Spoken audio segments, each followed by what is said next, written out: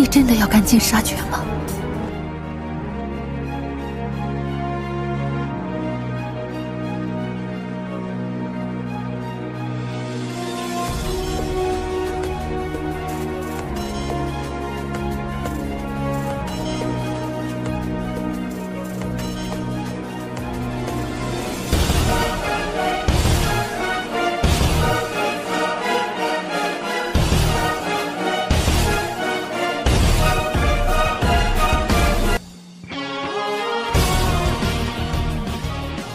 Mimin akan kembali mendongeng alur cerita film yang berjudul Battle Through the Heavens.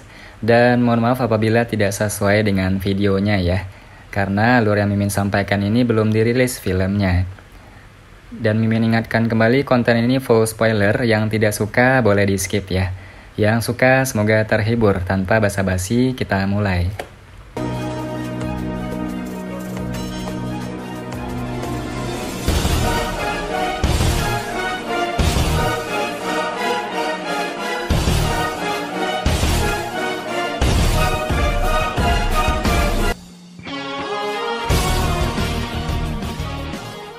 Xiao Yan bergegas menuju benteng Gunung Hitam yang disebutkan Yan Cheng setelah meninggalkan kota King San. Xian mengikuti dari belakangnya.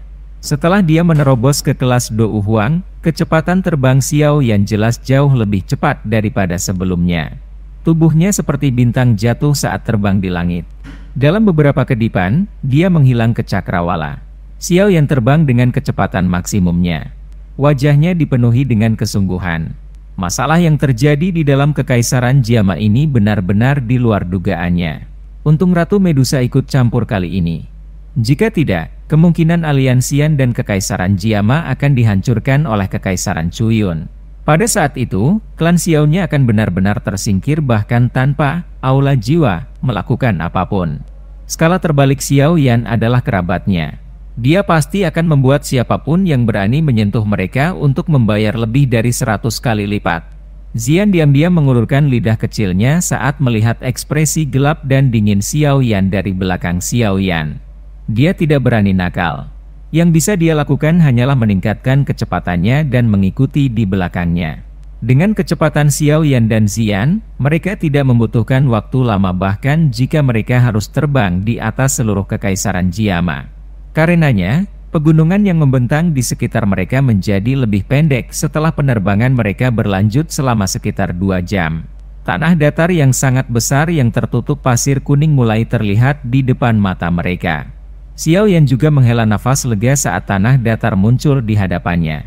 Dia jelas tahu bahwa karena dia berada di dekat wilayah tanah datar, itu menunjukkan bahwa dia tidak terlalu jauh dari benteng Gunung Hitam yang disebutkan Yan Cheng. Selama penerbangan cepat, Xiao Yan melihat cukup banyak aliran manusia yang melarikan diri. Jelas, banyak orang memiliki sikap pesimis terhadap situasi saat ini di Kekaisaran Jiama. Bagaimanapun, aliansi antara 3 kerajaan besar benar-benar terlalu kuat. Jelas sulit bagi aliansi yang tanpa pemimpinnya dan Ratu Medusa untuk menanggung beban ini. Xiao Yan juga mengamati kepanikan di wajah orang-orang yang melarikan diri. Ini adalah pertama kalinya dalam beberapa tahun dia melihat pemandangan seperti itu di dalam Kekaisaran Jiama. Pencipta ini adalah aliansi dari 3 kerajaan besar. Dia mengepalkan tinjunya dengan erat dan sayap api di punggungnya mengepak. Kecepatan terbangnya tiba-tiba melonjak. Hampir tidak ada orang di tanah datar yang luas, menyebabkannya tampak sangat sunyi. Tiba-tiba, suara angin kencang muncul di langit. 2 sinar cahaya tiba-tiba melintas. Kedua sinar cahaya itu baru saja muncul ketika mereka tiba-tiba bergetar. Sosok besar dan kecil terungkap di langit. Apa itu? Xian bertanya dengan ragu saat dia melihat Xiao Yan tiba-tiba berhenti. Ada 3 aura yang cukup kuat di sana. Namun, orang di depan jelas melarikan diri. Kedua aura yang mengikuti di belakang jelas berniat untuk mengejar orang pertama. Xiao Yan sedikit mengernyitkan alisnya. Matanya melihat ke arah utara dataran. Dia ragu-ragu sejenak sebelum persepsi spiritualnya menyebar seperti air banjir dari antara alisnya. Dalam sekejap, dia telah menyerap situasi yang jauh ke dalam kepalanya. Seorang ahli dari ras orang ular ya. Persepsi spiritual Xiao Yan dengan cepat menyusut kembali. Dia sudah melihat dengan jelas bahwa orang yang melarikan diri di depan adalah ahli Do Uang dari ras ular orang. Dua orang di belakang adalah dua ahli dari beberapa kerajaan yang tidak dikenal. Namun, jelas sekali bahwa mereka bukan dari Kekaisaran Jiama.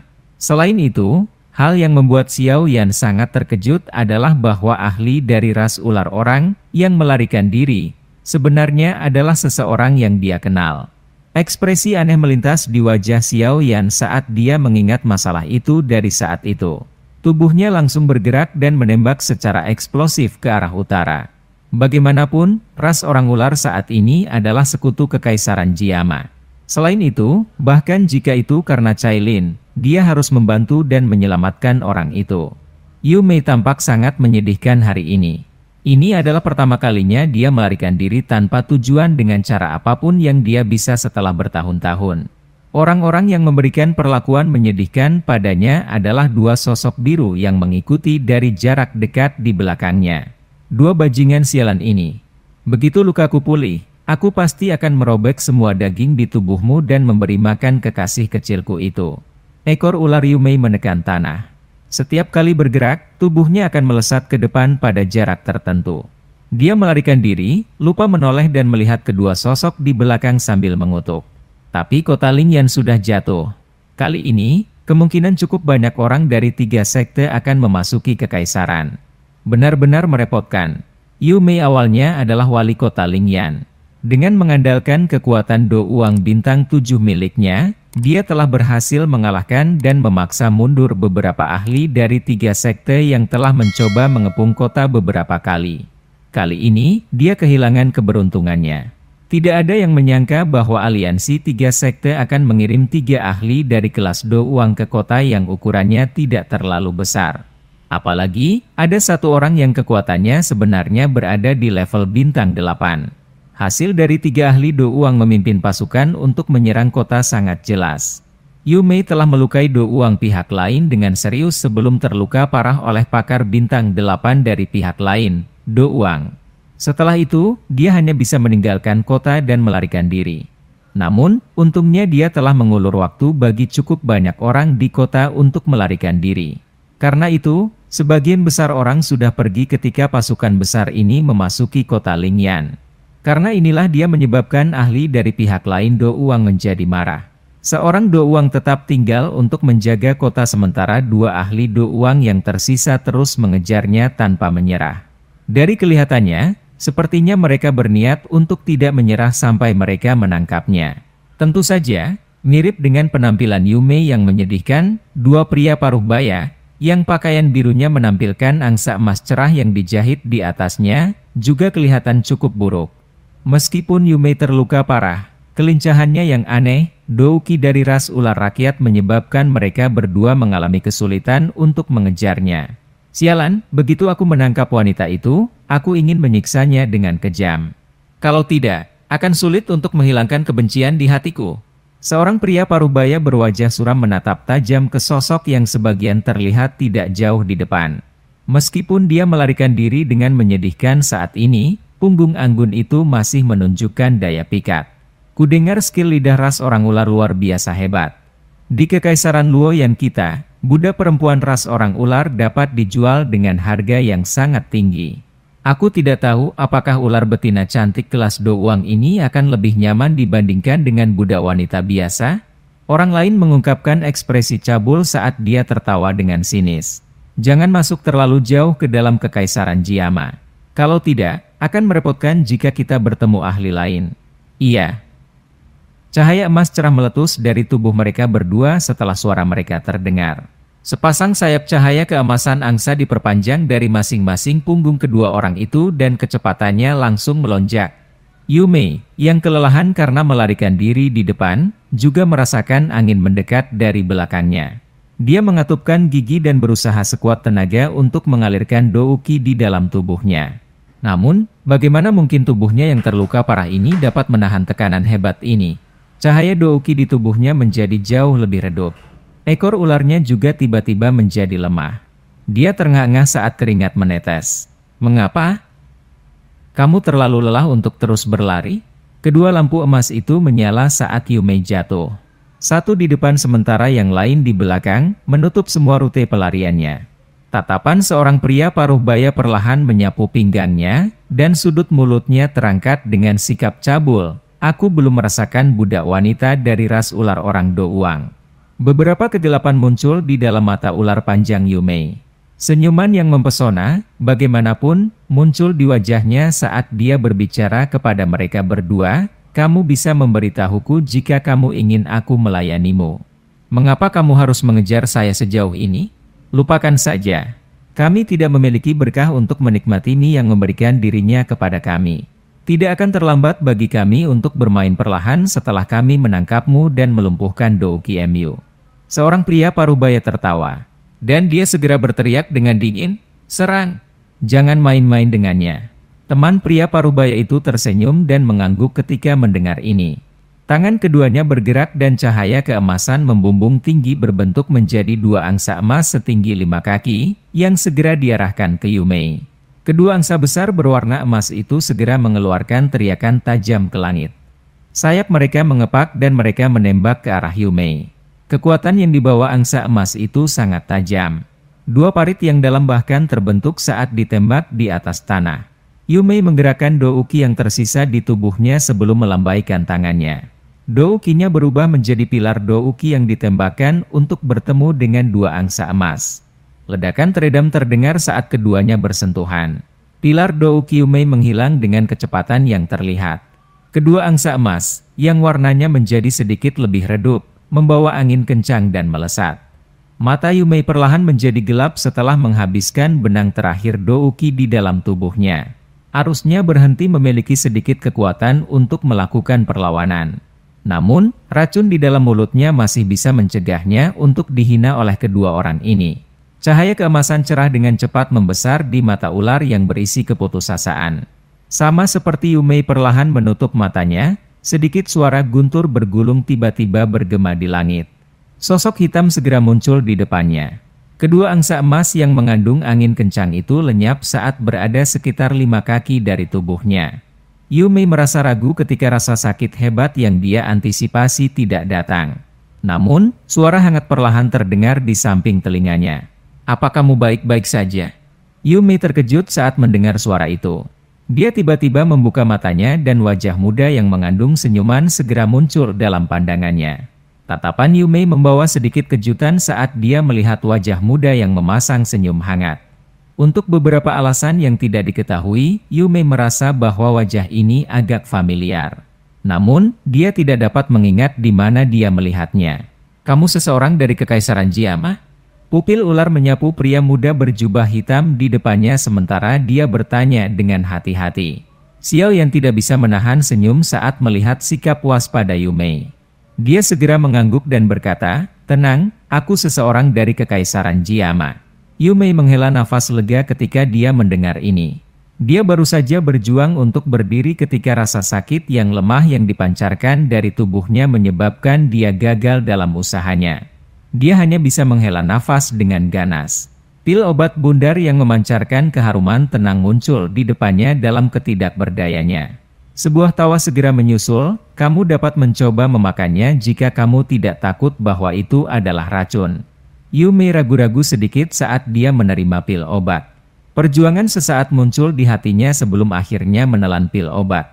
Kekuatan obat yang hangat segera mulai menyebar ke anggota badan dan tulangnya ketika pil obat memasuki perutnya, mengeluarkan banyak perasaan lemah di dalam tubuhnya. Yumei mulai rileks saat merasakan perubahan di dalam tubuhnya. Dia mengangkat kepalanya dan menunjukkan senyuman ramah kepada pemuda berjubah hitam itu. Dia berkata, "Terima kasih banyak. Aku Yumei dari ras ular." Xiao yang merasa itu agak lucu di hatinya. Dia mempelajari ular betina cantik yang garang ini. Saat itu dia bermaksud untuk menyeretnya kembali menjadi budak prianya, tapi sekarang dia menunjukkan senyuman lembut padanya.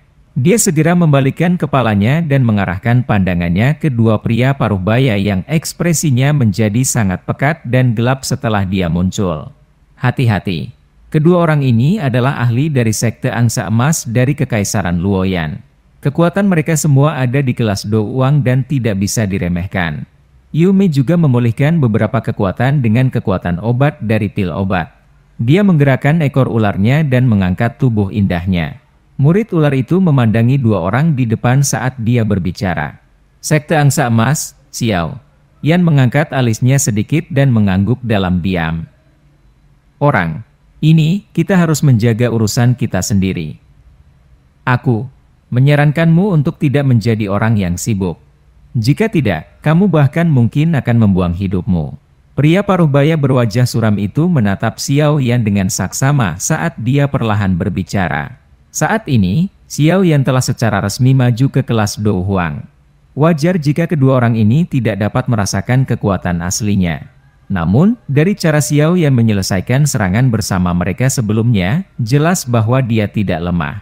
Karenanya, kedua orang ini menyimpan ketakutan di dalam hati mereka dan tidak segera menyerang. Xiao Yan tertawa saat mendengar ini. Tubuhnya, yang berdiri di depan Yu Mei, tidak bergerak. Meskipun dia tidak mengatakan apa-apa, tindakannya sudah memberitahu dua ahli dari Sekte Angsa Emas tentang niatnya. Kalian dari Kekaisaran Juama benar-benar ramah tamah. Aku, Jin Shen, mengaguminya. Namun, jika kamu bersikeras untuk campur tangan, kamu hanya bisa menyalahkan diri sendiri karena mengalami nasib buruk. Kepadatan secara bertahap muncul di matanya. Pria paruh-baya yang menyebut dirinya Jin Shen tertawa dingin dan menggelengkan kepalanya. Dia segera berbicara dengan suara yang dalam kepada rekannya di sisinya, "Ayo serang bersama dan bunuh dia." Temannya tersenyum dan mengangguk. Mengingat kekuatan mereka berdua, mereka dapat dianggap sebagai penguasa suatu wilayah bahkan di Kekaisaran Luoyan. Mungkin itu adalah keberuntungan mereka, tetapi selama periode waktu ketika mereka bertarung dengan Kekaisaran Jiama, mereka berdua jarang bertemu siapapun yang cocok untuk mereka selain beberapa ahli terkenal dari aliansian. Karena itu, mereka tanpa sadar memandang rendah Kekaisaran Jiama. Cahaya keemasan cerah melonjak keluar dari tubuh mereka setelah kata-kata dari mereka berdua terdengar. Cahaya keemasan yang tajam bertahan di atas tubuh mereka dan perlahan berputar, meninggalkan banyak seperti bekas yang dalam di tanah. Ekspresi Yu Mei berubah sedikit ketika dia melihat aksi keduanya saat dia berdiri di belakang Xiao Yan. Meskipun dia bisa menebak bahwa Xiao yang sepertinya cukup kuat, pasti akan ada risiko yang cukup besar jika dia harus berurusan dengan dua ahli Dou Huang yang berkolaborasi dengan baik satu sama lain. Aku akan bertindak dan menahan salah satunya nanti. Jika kamu mampu mengalahkan satunya lagi, kamu harus melakukannya secepat mungkin. Ini karena aku bisa bertahan paling lama untuk sementara waktu. Yu Mei merenung sejenak sebelum mengertakkan gigi peraknya dan berbicara dengan Xiao Yan di depannya dengan suara yang dalam. Xiao Yan kaget saat mendengar ini. Namun, dia tersenyum dan menggelengkan kepalanya. Dia berkata, "Bagaimana kamu bisa melawan dengan lukamu saat ini? Kamu harus istirahat. Serahkan padaku." Yu Mei sedikit tercengang ketika dia melihat bahwa Xiao Yan sebenarnya berniat untuk melawan keduanya sendirian. Dia menoleh dan melihat dalam-dalam ke wajah pemuda yang tersenyum. Dia dengan lembut berkata, "Lebih baik kamu tidak memaksakan dirimu sendiri. Hari ini, kepala orang yang cukup kuat akan ditambahkan ke daftar eksploitasi kita berdua." Jin Shen tertawa dingin. Dia mengepalkan telapak tangannya dan senjata dengan bentuk yang agak tidak biasa muncul di tangannya. Senjata ini agak seperti cincin emas tetapi ujung luarnya ditutupi dengan duri tersembunyi yang tajam. Kilatan ungu yang samar-samar muncul di duri yang tersembunyi jelas ditutupi dengan racun mematikan. Rekannya juga mengeluarkan barang serupa setelah Jin Shen mengeluarkan senjata ini. Hati-hati, ini adalah senjata unik dari Sekte Angsa Emas, cincin bulu angsa. Ini sangat rumit dan ganas. Selain itu, jika digunakan bersama dengan metode Qi mereka bisa sangat kuat. Wajah Yu Mei berubah ketika dia melihat senjata di tangan kedua individu itu. Dia buru-buru memperingatkan, "Hei, sungguh tidak terduga bahwa kamu benar-benar memiliki pemahaman yang cukup baik tentang Sekte Angsa Emas kita. Namun, ini tidak dapat menyelamatkan hidup kalian berdua."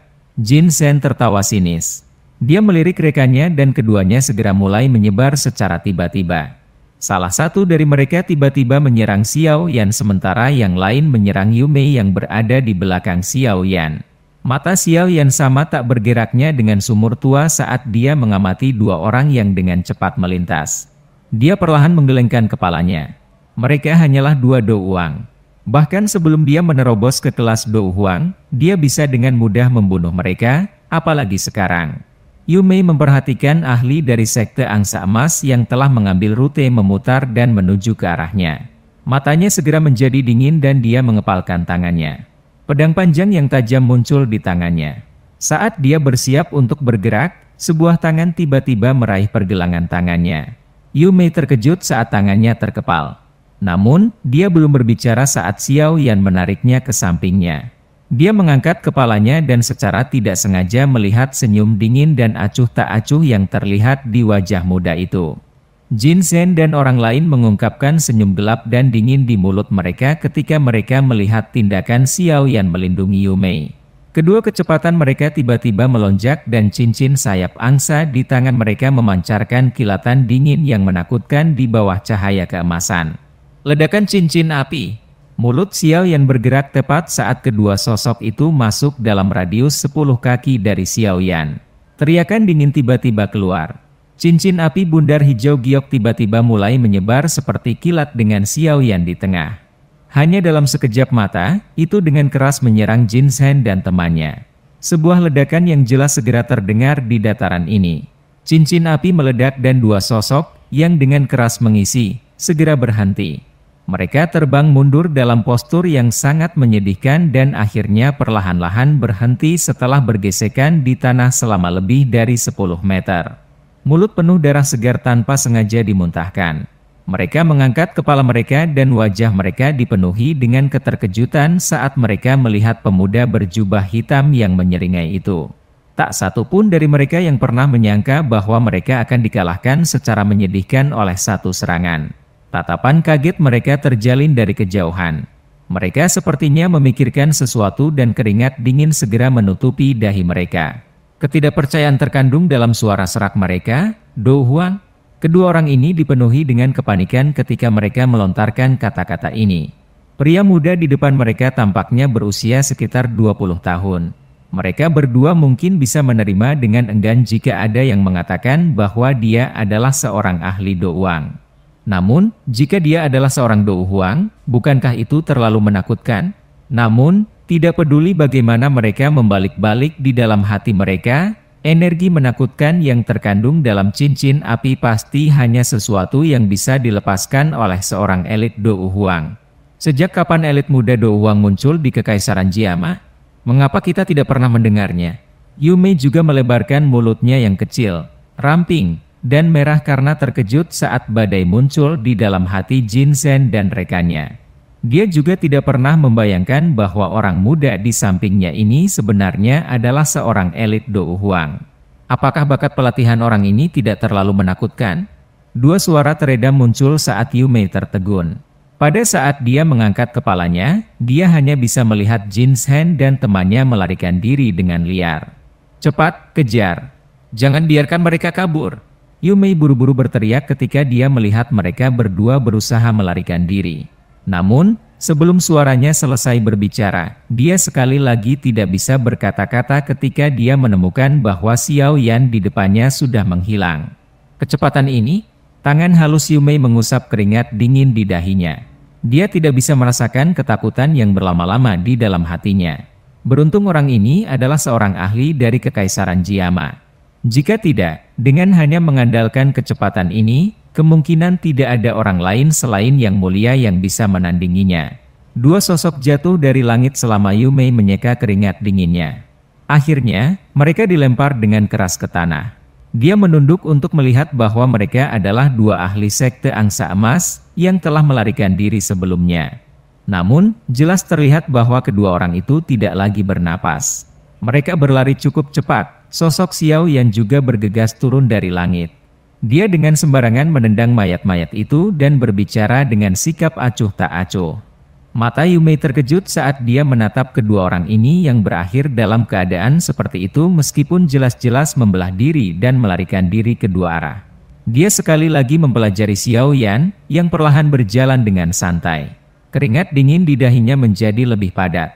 Pada saat ini, Kekuatannya pasti lebih kuat dari beberapa ahli dari aliansian yang berada di puncak kelas Dou Huang. Bolehkah aku menanyakan tentang nama Tuan? Yu Mei akhirnya bertanya dengan hati-hati setelah beberapa pikiran melintas di hatinya. Xiao Yan tanpa sadar tertawa saat melihat sikap hati-hati Yu Mei. Ekspresi menggoda muncul di sudut mulutnya saat dia berkata, "Komandan Yu Mei, apakah kamu sudah melupakan si cabul kecil yang tidak sengaja melihatmu mandi di gurun dan dikejar olehmu sejauh ratusan kilometer?" Adegan dari gurun saat itu tiba-tiba melintas dan muncul di benak Yu Mei ketika dia mendengar ini. Dia kemudian melihat wajah muda yang familiar sekali lagi. Sepasang mata ular yang memikat tiba-tiba melebar. "Itu kamu?"